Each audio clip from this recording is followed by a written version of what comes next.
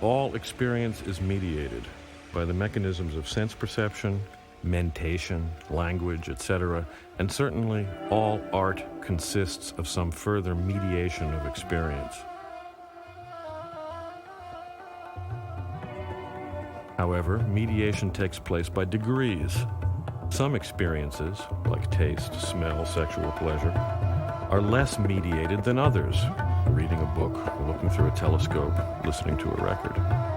Some media, especially live arts such as dance, theater, music, or bardic performance, are less mediated than others, such as TV, CDs, virtual reality. Even among the media usually called media, some are more and others are less mediated, according to the intensity of imaginative participation they demand. Print and radio demand more of the imagination, film less, TV even less, virtual reality the least of all, so far. For art, the intervention of capital always signals a further degree of mediation. To say that art is commodified is to say that a mediation or standing in between has occurred, and that this betweenness amounts to a split, and that this split amounts to alienation. Improv music played by friends at home is less alienated than music played live at the Met, or music played through media, whether PBS or MTV or Walkman. In fact, an argument could be made that music distributed free or at cost on cassette via mail is less alienated than live music played at some huge We Are the World spectacle or Las Vegas nightclub, even though the latter is live music played to a live audience, or at least so it appears, while the former is recorded music consumed by distant and even anonymous listeners. The tendency of high tech and the tendency of late capitalism both impel the arts farther and farther into extreme forms of mediation. Both widen the gulf between the production and consumption of art, with a corresponding increase in alienation.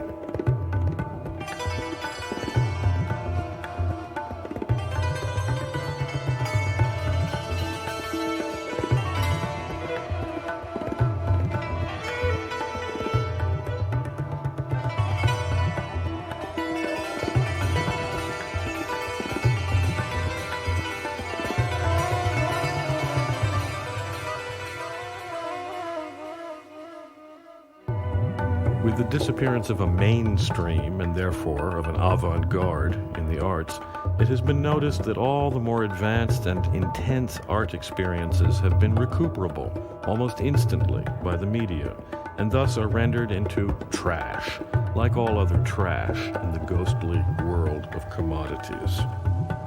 Now, trash, as the term was redefined in, let's say, Baltimore in the 1970s, can be good fun as an ironic take on a sort of inadvertent folk culture that surrounds and pervades the more unconscious regions of popular sensibility, which, in turn, is produced in part by the spectacle. Trash was once a fresh concept with radical potential. By now, however, amidst the ruins of postmodernism, it has finally begun to stink. Ironic frivolity finally becomes disgusting. Is it possible now to be serious but not sober? Note, the new sobriety is, of course, simply the flip side of the new frivolity. Chic neo-Puritanism carries the taint of reaction in just the same way that postmodernist philosophical irony and despair lead to reaction. The purge society is the same as the binge society. After the 12 steps of trendy renunciation in the 90s, all that remains is the 13th step of the gallows. Irony may have become boring, but self-mutilation was never more than an abyss. Down with frivolity, down with sobriety. Everything delicate and beautiful, from surrealism to breakdancing, ends up as fodder for Macbeth's ads. 15 minutes later, all the magic has been sucked out, and the art itself dead as a dried locust. The media wizards, who are nothing if not postmodernists, have even begun to feed on the vitality of trash, like vultures regurgitating and reconsuming the same carrion in an obscene ecstasy of self-referentiality. Which way to the egress? Real art is play, and play is one of the most immediate of all experiences. Those who have cultivated the pleasure of play cannot be expected to give it up simply to make a political point, as in an art strike, or the suppression without the realization of art. Art will go on, in somewhat the same sense that breathing, eating, or fucking will go on. Nevertheless, we are repelled by the extreme alienation of the arts, especially in the media, in commercial publishing, in galleries, in the recording industry, etc. And we sometimes worry even about the extent to which our very involvement in such arts as writing, painting, or music implicates us in a nasty abstraction, a removal from immediate experience. We miss the directness of play, our original kick in doing art in the first place. We miss smell, taste, touch, the feel of bodies in motion.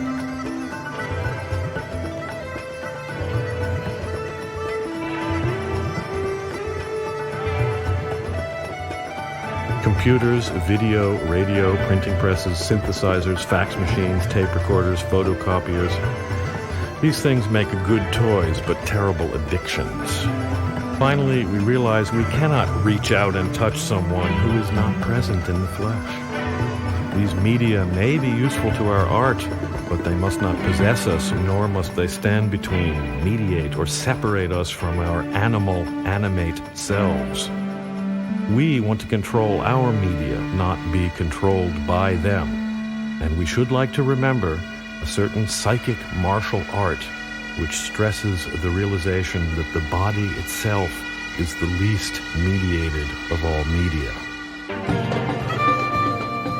Therefore, as artists and cultural workers who have no intention of giving up activity in our chosen media, we nevertheless demand of ourselves an extreme awareness of immediacy, as well as the mastery of some direct means of implementing this awareness as play, immediately, at once, and immediately, without mediation.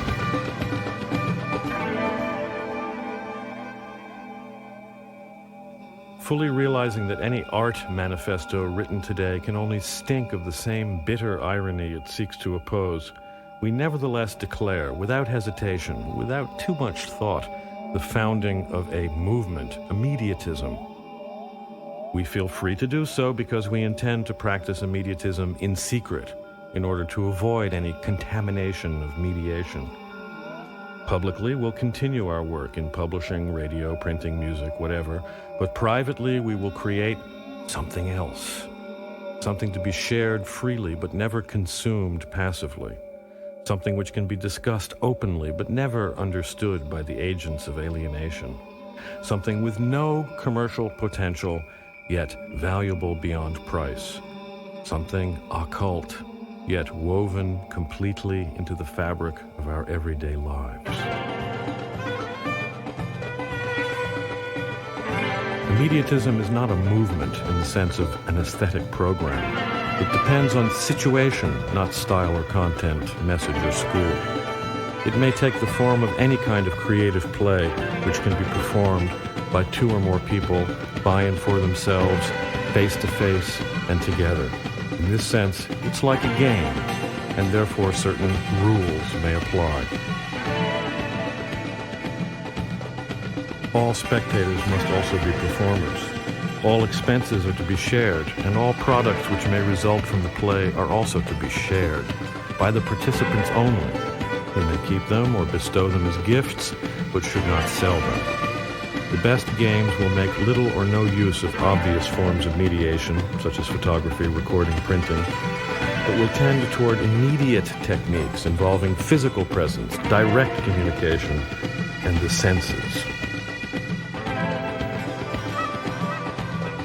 An obvious matrix for immediatism is the party. Thus, a good meal could be an immediatist art project, especially if everyone present cooked as well as ate. Ancient Chinese and Japanese on misty autumn days would hold odor parties, where each guest would bring a homemade incense or perfume. At linked verse parties, a faulty couplet would entail the penalty of a glass of wine.